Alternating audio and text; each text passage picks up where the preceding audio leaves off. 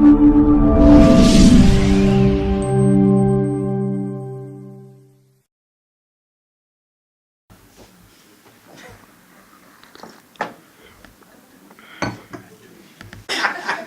her, it's not him. Or her. Yeah. And then quickly turn back. The quorum will have been declared. John, kwa nini kupatia gavana mayai na samosa? Nimekula hiyo. Mayai kuna samosa. No, they have been gracious. Nimeomba nikunywe tu chai.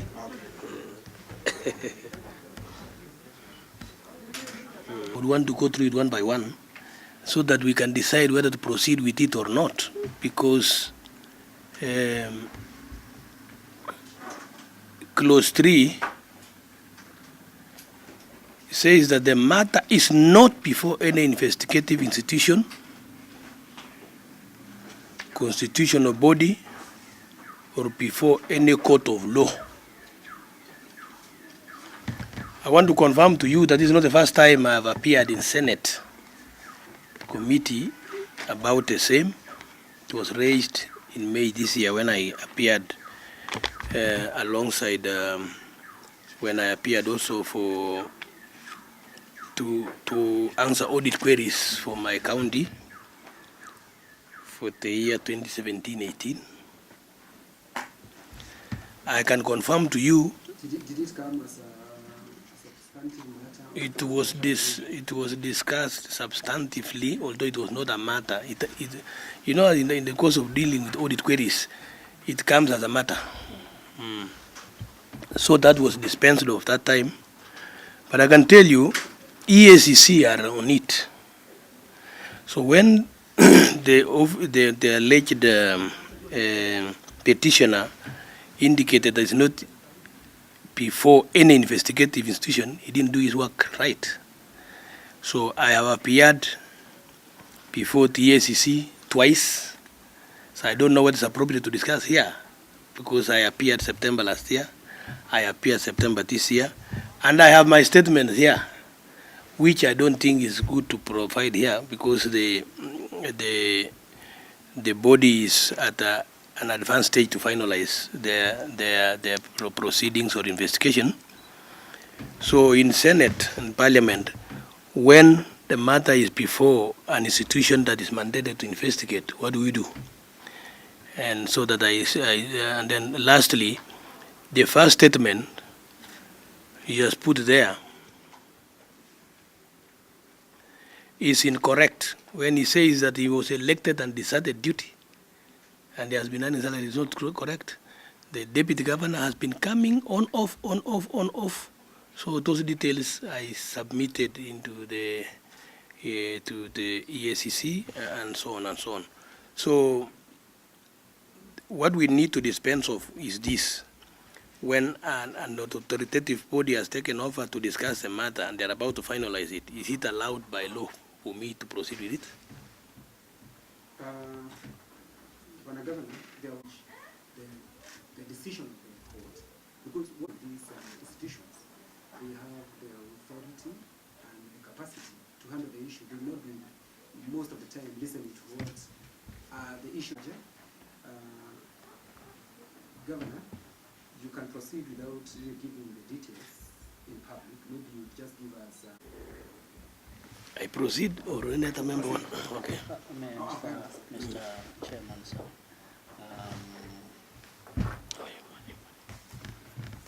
Professor, what is the problem of the deputy governor being on, off, on, off? There must be a problem as to why he is on, off, the off. Maybe you will furnish us with information so that we can be sure the evidence that the matter is being investigated by necessary. I have a neighbor who is not from West Pokot. So it's good to know her. I'm Rose Nyamunga, Senator from Kisumu County. Kisumu County? Yes. The county of Anyongyongo? Yes. I am a nominated senator. I know. From there, but yeah, Professor. I wanted to tell you that I know you. Oh. And I used to sit on the same committee with Anyongyongo. both of us chairing the committee of PAC last parliament. Okay. I want to proceed as follows, that, it's constitutional that offices are created, and that's why we have an office of the governor, we have office of the deputy governor. My deputy governor comes on, off, on, off. I'll give you the reason, which I will also furnish you with the statement which I gave EACC. The last time he was in West Pokot, he left early this year. And two problems came. Governor, kindly, when you say early, would you kindly tell us early, which month? April, March? He left December, just end of December, and he was supposed to come in April because he had a problem, a sick child. This year, yes, the same year. Then in the process, he also became unwell. My deputy governor is a neurosurgeon. He's a medical practitioner. He's unwell. So there are two problems. Unwell, not in the sense that he's unwell, according to what the report I had. To the details, that he has a challenge himself. I have not gone there to check, but that I can tell you, and I can also tell you that last year when we had a longer period away from the county for 6 months, from March last year to September, he was doing some work which we agreed with a team of donors from the US. There were 3 groups that were supporting our county, and because he was the CEC for health himself, then I made him the CEC for health, and I was the first governor in Kenya to appoint a deputy to have some duties that are not prescribed in the law.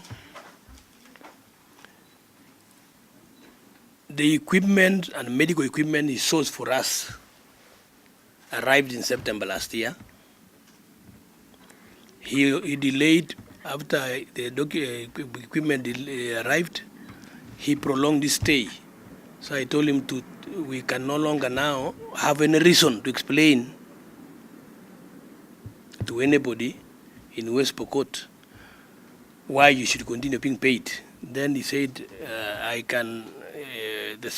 my salary should be terminated. So we removed every salary. Which month?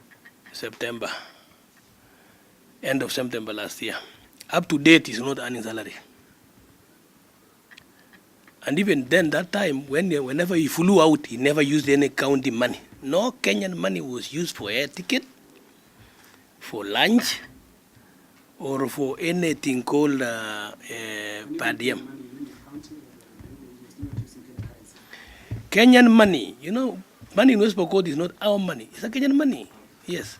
So no public funds for Kenya was ever used, apart from salary up to September 2018, which when we terminated that, and he said he will continue serving in his capacity as a deputy until he encountered this problem that I've just told you, that he had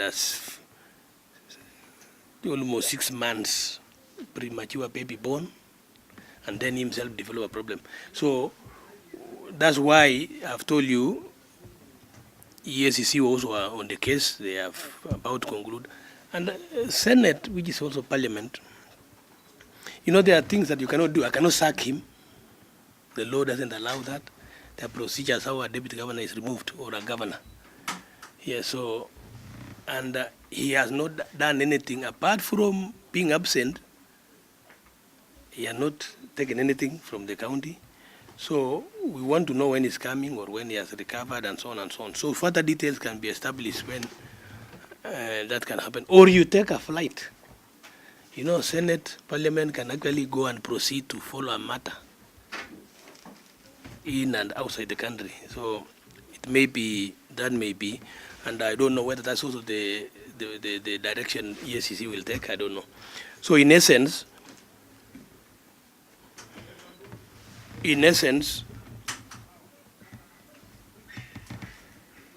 his being away last year was profitable to us. We got a lot of things that he went to source at his own expense. But this year now, like I've mentioned, whenever he comes, that will be fine. Or when he's healed, it's okay. Governor, you did mention that, you have just mentioned the equipment that he brought. We paid for freight.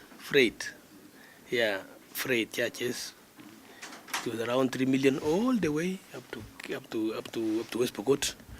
But the worth of the material was worth of 150 million. We got a lot of equipment, and a lot of equipment. We really appreciated. Until that team is called Saving Mothers. I've decided, they came last week. 15 doctors are in my county now from the US.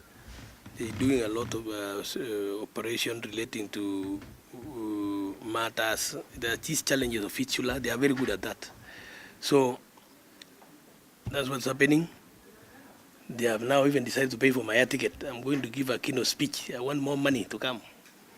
Not, of course, to where they are, but not where my deputy is. Because the deputy, by virtue of being removed now as a CEC, I had to remove him from being a CEC for health. When I terminate the salary, no, you cannot continue now holding an office when you are far, isn't it? So I gave a new person. So this new person now is also sitting in the board of this NGO, or what you want to call it, Saving Matters team. So from where I sit, it looks like you are comfortable without the deputy governor. Is the things running normally from where you are? Do you need the deputy governor? You know, even when the governor is absent, things will have to move. You know, it's not a one-man show. It is a system. As you know, we have CECs, we have chief officers, we have those structures. So I cannot tell you that things are not running or things are running. By him not being in the office, the law says he's my prime assistant, deputy to assist the governor. It's written in the law. So by him not being there, for the reason that I've stipulated, we always work as a team. My CECs occasionally can call to give any advice to, and so on and so on. But ideally, it would also be good to fill the office. But now we are not losing anything. If somebody is offering now free, it's like you're offering your own free service. You are the governor for Laikipia, senator for Laikipia, and you want to serve them without salary. I don't know whether there's anybody in Kenya who attempted to do that, but it depends. Yeah. Governor, it's alleged that the equipment that you're talking about Saving Mothers, that in the organization, is that true?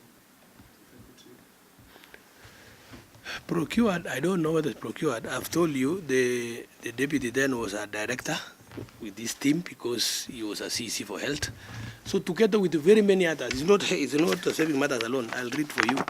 Like I've told you, I've appeared in the ESCC several times about the same. We have these teams that work closely for West Pokot and some other counties in Kenya. Saving Matters is a very key donor. They're the ones that worked with my deputy. Whenever they told them where they are, then he would go. And we got 4 containers full of equipment. We even donated some to some other counties nearby. Hospital Sisters is another one. Francisca Mission Warehouse is another one. There are about 3.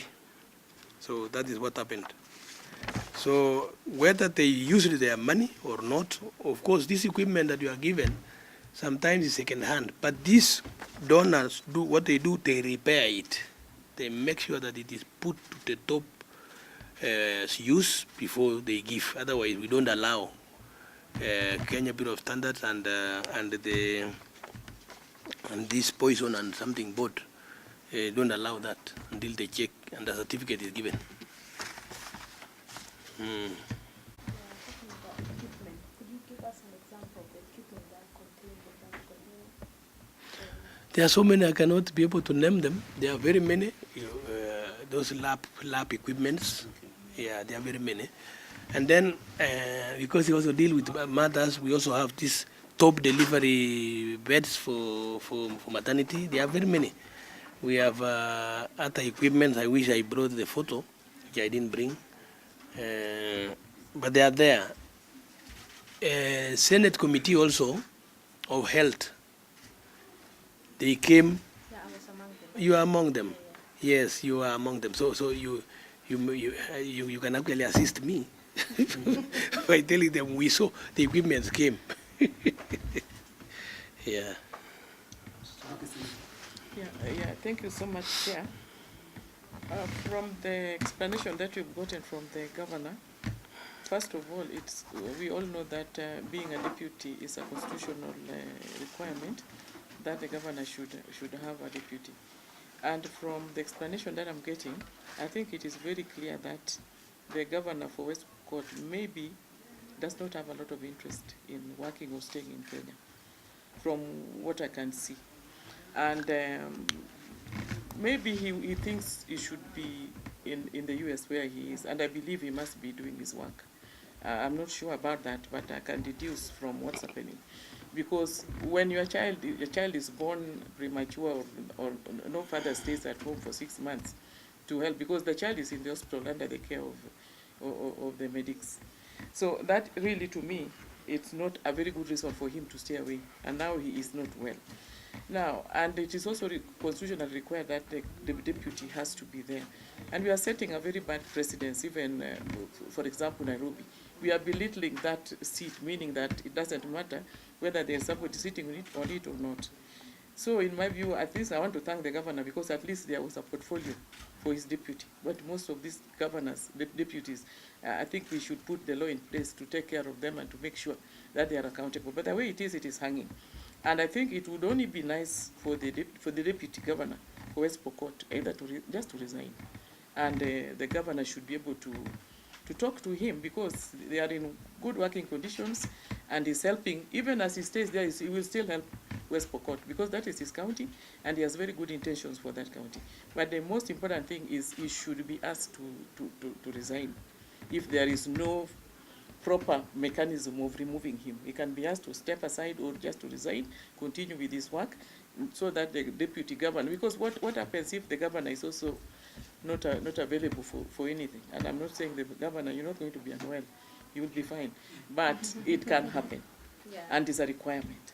So in my view, that's what I think that we should, the governor should be able to take a decision, because they are in a talking relationship, and he can also explain the anxiety that is bringing at home, and also bad precedents that is being set by such occurrences. But Senator, I did hear you say that they're in a very good working relationship, which I am afraid to confirm or deny. So we want the governor to confirm or deny it. Communication. Senator has spoken for me. He is very right. Senator Nyamunga is right in the sense that, you see, as the governor, you have never seen me, I cannot fight my deputy with given the scenario that is in. And then I also cannot compel him to resign. For what reason do I have? The only available means that can assist counties is Parliament and investigative institutions such as EACC, DPP, and so on. So it will be good to exhaust those mechanisms. You know, politically, you cannot come and say, I sack you, I remove you. I don't know what Songo did until he is left. And I am wondering why we're also wasting that opportunity. Mine, at least mine is better. He is very far away from here, but once in a while he can bring what he's bringing. Nairobi is also becoming a bad example, because we should just appoint somebody in the streets here quickly to take over. Hii nyumba naitwa City Hall is near here, and it's almost vacant every day. You know, I'm making a very serious statement that we want to pursue for West Pokot, which I want it also finished, because we also need to do the same. Because I'm saying we, because I still sometimes pretend that I'm a senator, because I was here before. I think you need to assist counties chair and the members so that we don't prolong some of the, when a scenario like the one that happened last year here happened. If mine had resigned, for example, I would have taken the initiative quickly by law, the procedures given by law, to have, and then there would have been an opportunity to say, why am I not if I delay? Yeah. Yes, Mr. Chairman. Is unwell, and the president becomes mentally incapacitated, then that one gives him disqualification of being in office. How unwell is he? You know, that's why I now, chair, through the chair, that's why I'm saying it's now upon committees and parliament to proceed to do that. Well, as much as I know, he's not in that state, you are saying. He's not. So when somebody is unwell, maybe they did a surgery, there was a surgery or something like that. Yeah. When you say he's unwell, did you give him permission to be out of? I gave him permission, like I told you, to go. But his prolonged stay now is the one I'm telling you. It is upon him now because it is overstayed, and there is no laws whatsoever in my county. There is no monetary laws. There is no what. So it makes now the scenario a bit difficult. It's like somebody is offering service when he comes, and become like almost like an ambassador for the county, and so on and so on. But this can be clearly be finished when this when the procedure, when the program the ESCC has taken is completed. I don't know how far they have gone. Like I've told you, they've called me twice. Now also Senators called me twice. So, and I am very obedient to the law. Here I am. And we have not suffered any loss whatsoever as a county because the country and the county is not a one individual. So the systems, when they are in place, the things move. Yeah. Article 179. Act to do what? Because The Constitution provides that. yes, Like what has happened in Kiambu. I don't know what has happened in Kiambu. What I know is that Waititu is alive, and those other procedures I don't know. But if you want to know about those people, let's cross the bridge when it's there. Now that this program is on, you know, I can't now answer because most of the answer you want me to give is not with me. That's God. This country will move on whether I'm there or not in that county. Yeah. Now, for the purpose of the record, we invited you on 20, and we invited you too. On 20? The Deputy Governor, 23rd September. We invited you and we invited, that's the time we sent our letters, inviting the Deputy Governor and you. I heard you say that we can as well go to US to look for him. We have invited him, so we want to put it on record that now we're going to someone. And I'm happy to hear that you said he's unwell. I'm happy to hear that. But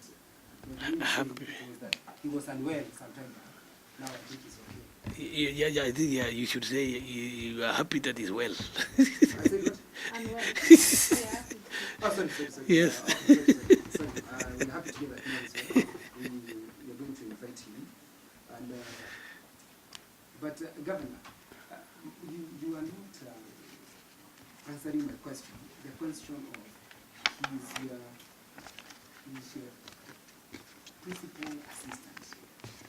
Do you feel like when he's not there, like you feel incapacitated from what the Constitution provides? Or is it in order duties can run without this deputy government?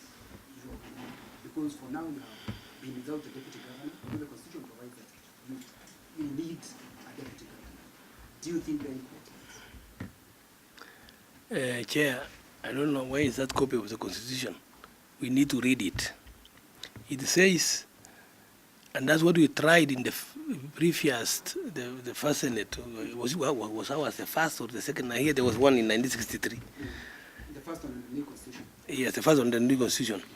Attempted to come up with duties and roles precise for the deputy governor. As it is hanging, it's just an assistant at But the... you give your deputy governor role. Yeah. You should actually congratulate me because I decided that I can use the expertise of my deputy governor because of what his training is all about. So what I was going to request also Senate to conclude that, because there was a detailed I think there's a bill. Yes. Yes. Yes, if you can fast track, it can assist counties. Because you see, when you say it's an assistant, so where I go, he goes. When I sit, he sits. So I think it's good also to do it. Because when I left here, I had an opportunity, having been here for 5 years, I saw what it meant. So I said, let me try first to give out duties myself, which worked. And most counties, I'm told now, they have even tried one or two. Although sometimes it can bring problems. You remember the scenario of Machakos for the previous 5 years. It was chaotic. Yes. But, and then also, it also depends on how you came in, you know. You came as a pair. Yeah, so... if they can be isolated by law, the better. Governor, when the petition was here, we did, it's true what you're telling us about the salary. What about something like mortgage, car loan? Is he getting such a thing? Because he might, it's true, he might not be getting salary, but maybe he's getting other benefit, for example, the mortgage. You know, mortgage is a right. You want to use it, you don't want to use it. But you pay it within the 5 years by law. I took mine when I was here, 20 million. You utilize. I'm sure you are not allowed to stand if you don't clear it. I don't know if that's changed. It is the same there. My deputy governor took his mortgage, but he pays yearly. If he brings you 5 million per year, but he pays before June 2022 by law, should I go happy? Because he's not earning salary. It's not written that you deduct every month. No, it's not written. It's not written. But substantially, it's still a deputy. When he exists as a deputy, we get our money from the